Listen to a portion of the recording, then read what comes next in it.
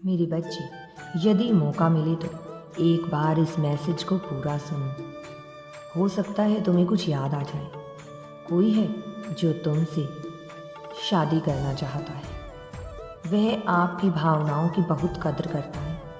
आपके लिए वह कुछ भी कर सकता है। मेरी प्रिय बच्ची, जब उसने आपसे बात करने की कोशिश की थी तब तक कुछ ना कुछ विलंब होता ही रहता था। कुछ ना कुछ विडंबनाएं आ रही थी। विडंबनाओं की बातें मन में हो रही थी। फिर भी उसने अपना धैर्य नहीं खोया और सही समय का इंतज़ार करता रहा। आप जब भी मुसीबत में होते थे, न जाने कैसे उसे इस बात का पता चल जाता था और फौरन वह हाजिर हो जाता था। मेरी बच्ची, आपकी सहायता करने के लिए यह कोई संजोग नहीं है, बल्कि आपके प्रति उसका दिल का प्रेम है और उसके दिल का दिल से कनेक्शन है जो उसे अपनी ओर खींचता है।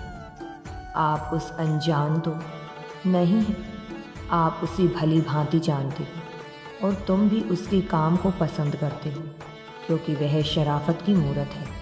वह अपने मन को बहुत मानता है, अपनी माँ को बहुत मानता है।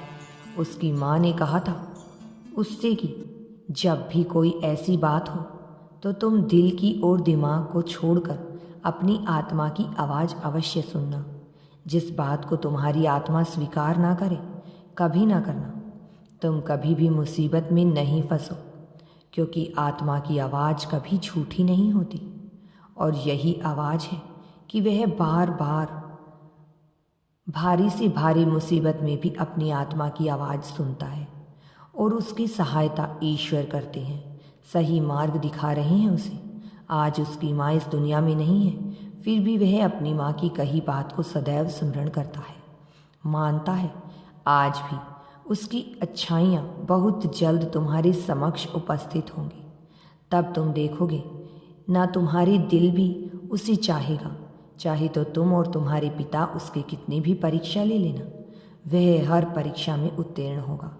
यदि यूनिवर्स पर विश्वास करते हो तो कमेंट में धन्यवाद यूनिवर्स लिखकर चैनल को सब्सक्राइब करो। तुम्हारा कल्याण होगा, तुम्हारा जीवन सुखमय होगा।